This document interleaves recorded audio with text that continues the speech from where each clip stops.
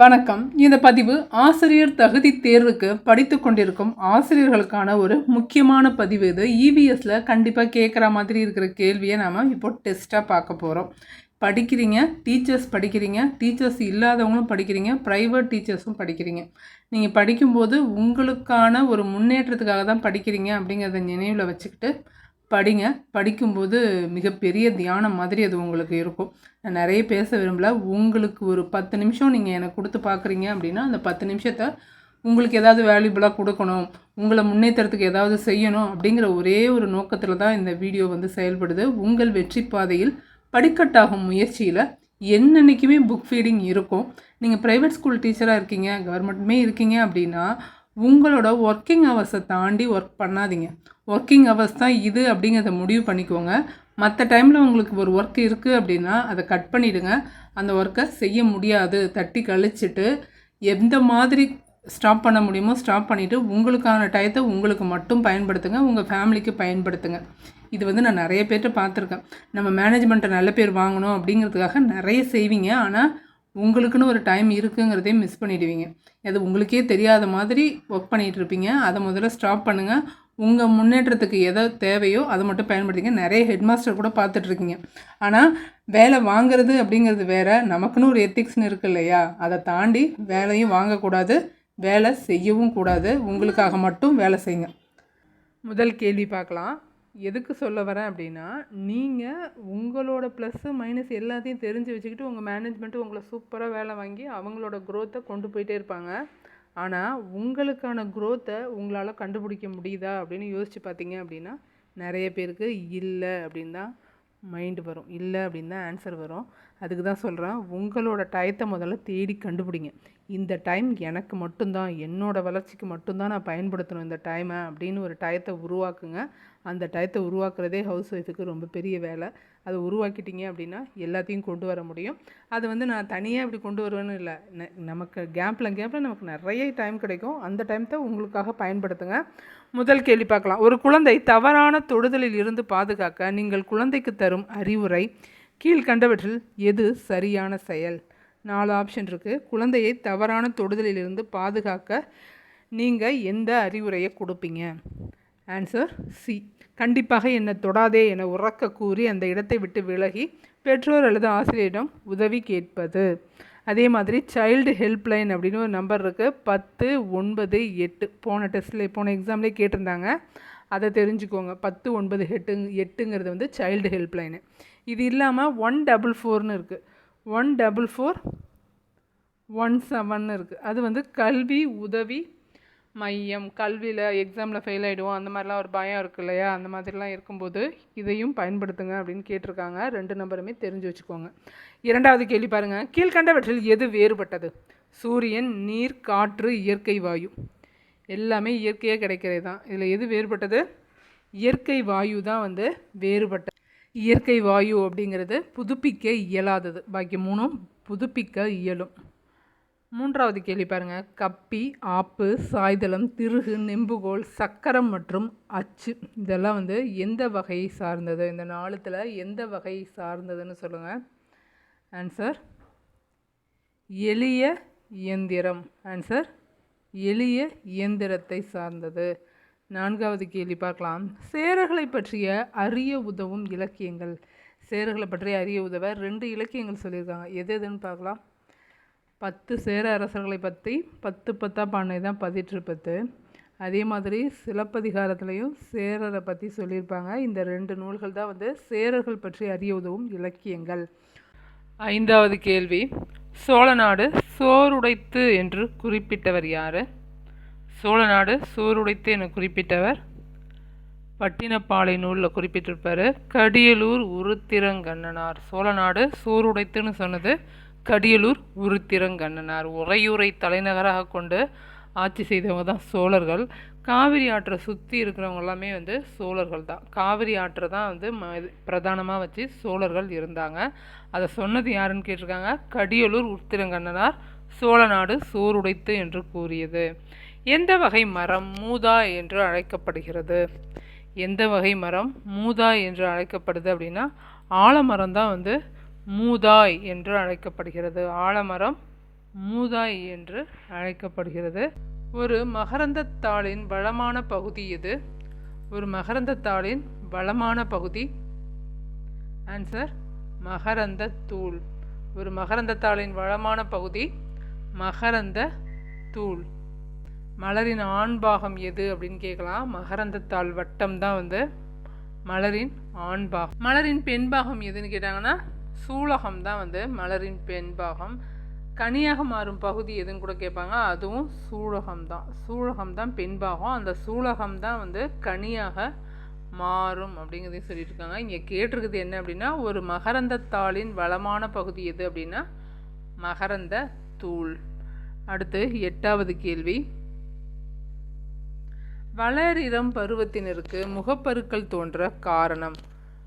வளரிளம் பருவத்தினருக்கு முகப்பருக்கள் தோன்ற காரணம் அவர்களோட எண்ணெய் சுரப்பிகளின் செயல்பாடுகள் அதிகரிப்பதால். எண்ணெய் சுரப்பிகளின் செயல்பாடுகள் அதிகரிக்கிறதுனால. டாடா இரும்பு எஃகு நிறுவனம் எப்போது நிறுவப்பட்டது? டாடா இரும்பு எஃகு நிறுவனம் எப்போது நிறுவப்பட்டது அப்படின்னு கேட்டிருக்காங்க. 1907. 1907 தான் வந்து டாடா இரும்பு எஃகு நிறுவனம் நிறுவப்பட்டது. இந்திய தேசிய கீதம் முதலில் எப்போது பாடப்பட்டது? இந்திய தேசிய கீதம் முதலில் எப்போது பாடப்பட்டது? 1911.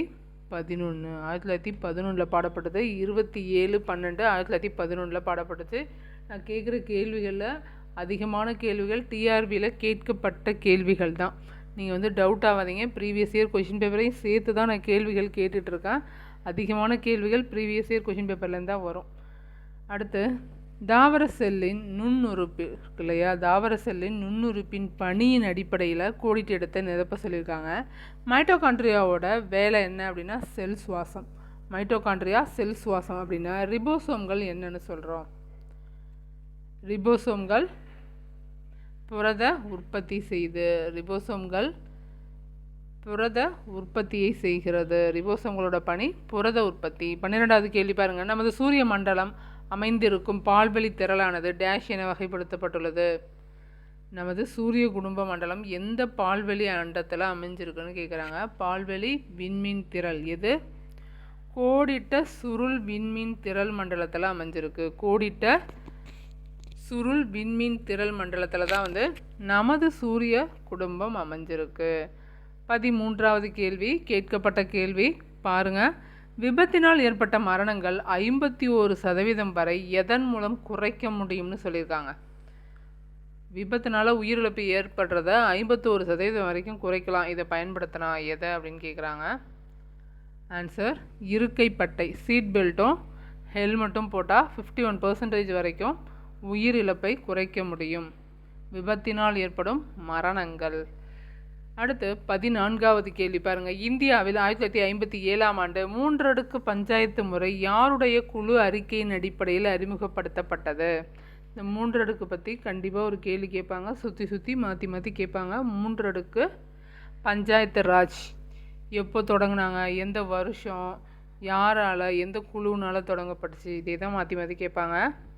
2 அடுக்கு பஞ்சாயத்து முறையும் இருக்குது. இந்தியாவில் 3 அடுக்கு பஞ்சாயத்து முறை பல்வந்த்ராய் மேத்தா குழு மூலமாக தான் அறிமுகப்படுத்தப்பட்டது. யார்? பல்வந்த்ராய். 3 பல்ல காட்டும் அப்படி ஞாபகம் வச்சுக்கோங்க. இல்லை மேத்தானாலே 3 எழுத்து தான் இருக்குது, அதை வச்சு கூட ஞாபகம் வச்சுக்கலாம். அப்படி இல்லை 3 அடுக்குனாக்கா 3 தான் பேலன்ஸாக இருக்கும். அந்த பாருங்கள் 57க்கு இன்னும் 3 தானே பேலன்ஸு, 3 சேர்த்தா 60 ஆகிடும்ல, அதை வச்சு கூட 3 அடுக்கு 3 சேர்த்தா 60 ஆகிடும். அப்போது 57 அந்த ஆண்டை நினைவு வச்சுக்கோங்க. 2 அடுக்கு பஞ்சாயத்து முறை வந்து அசோக் மேத்தா. 2 பேர் இருக்கு பாருங்கள். அசோக் மேத்தா இவர் வந்து 2 அடுக்கு. 3 அடுக்குன்னு கேட்டாங்கன்னா பல்வந்த்ராய் மேத்தா. மாநகராட்சியின் தலைவர் யார்? மேயர். மாநகராட்சியோட தலைவரை தான் வந்து மேயர்னு சொல்லுவாங்க. இப்போ கூட மேயர் பற்றி நிறைய நியூஸ்லாம் வருது இல்லையா, அவங்க யார்? மாநகராட்சியின் தலைவர். சட்டமன்ற உறுப்பினருங்கிறவங்க அந்த ஒரு தொகுதிக்கு மட்டும்தான் வந்து அவங்க உறுப்பினராக இருப்பாங்க. மொத்த மாநகராட்சிக்குமே தலைவராக இருக்கிறது வந்து மேயர்.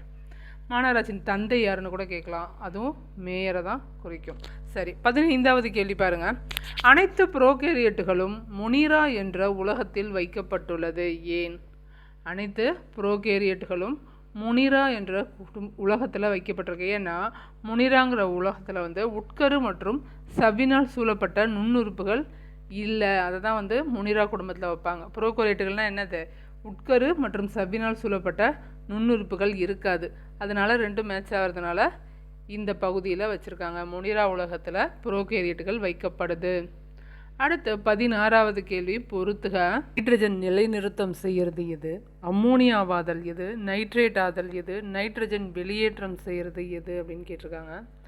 ஆன்சர் பாருங்கள். 16க்கு நைட்ரஜன் நிலைநிறுத்துதல் அப்படிங்கிறது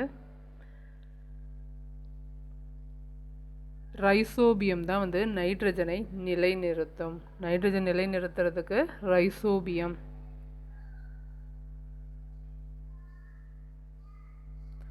அமோனியாவாதல் அப்படின்னா அதுக்கு என்ன? அமோனியாவாதல் அப்படிங்கிறது பூஞ்சைகள் தான் வந்து அமோனியாவாதலில் பங்கேற்குது. அமோனியாவாதல் பூஞ்சைகள். நைட்ரேட் ஆதல் அப்படிங்கிறது நைட்ரோசோமனாஸ். நைட்ரேட் ஆதலுக்கு நைட்ரோசோமனாஸ் தான் வந்து எக்ஸாம்பிள். அதே மாதிரி நைட்ரஜன் வெளியேற்றம் செய்கிறதுக்கு சுடுமோனாஸ் தான் வந்து நைட்ரஜன் வெளியேற்றம் செய்கிறதுக்கான எக்ஸாம்பிள். இப்போ ஆன்சர் 4-1-3-2.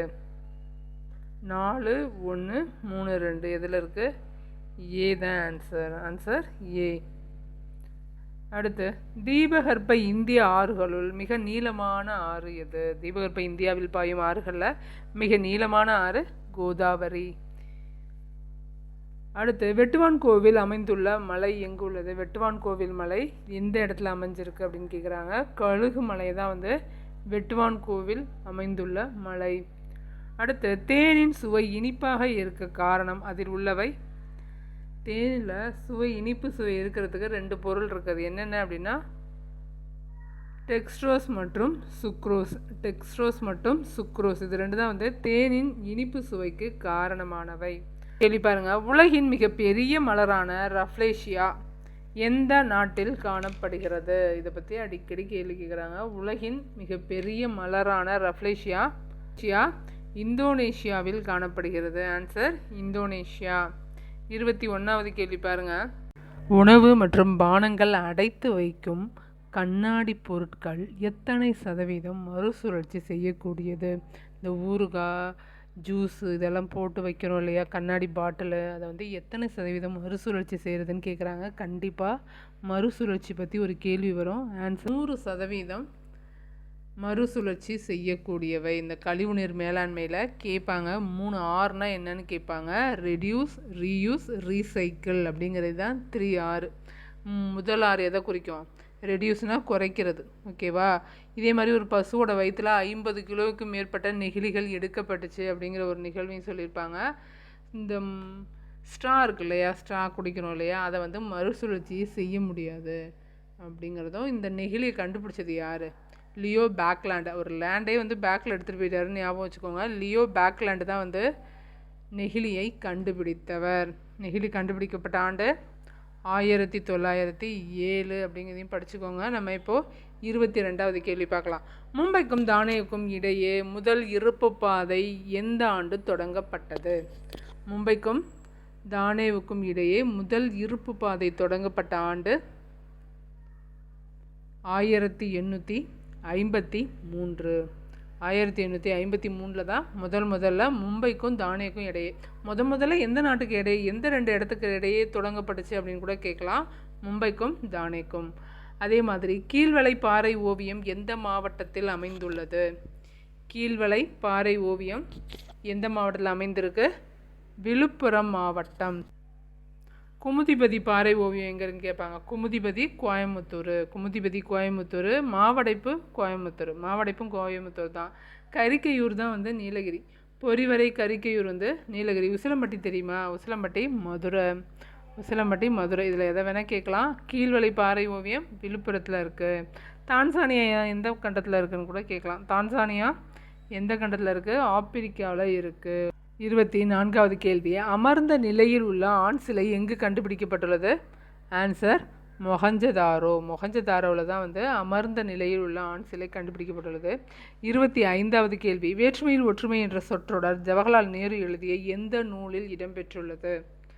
வேற்றுமையில் ஒற்றுமை என்பது ஜவஹர்லால் நேரு எழுதிய எந்த நூலில் இடம்பெற்றுள்ளது அப்படின்னு கேட்டிருக்காங்க. Answer Discovery of India. Answer Discovery of India அப்படிங்கிறது தான் வந்து ஆன்சரு. வேற்றுமையில் ஒற்றுமைங்கிற சொல்ல உருவாக்குனது யார்? ஜவஹர்லால் நேரு. எந்த நூலில் உருவாக்குனார்? டிஸ்கவரி ஆஃப் இந்தியாவில். இந்தியாவை இனங்களின் அருங்காட்சியகம்னு சொன்னது யார்? இந்தியாவை இனங்களின் அருங்காட்சியகம் என கூறியவர் யார்? Answer V.A. Smith. V.A. Smith தான் வந்து இந்தியாவை எது வந்து இனங்களின் அருங்காட்சியகம்னு கேட்கலாம், இல்லை சொன்னது யாருன்னு கூட கேட்கலாம். ரெண்டுக்குமே இதில் தான் ஆன்சர் இருக்குது. சொன்னது V.A. ஸ்மித்து. இந்தியா தான் வந்து இனங்களின் அருங்காட்சியகம்.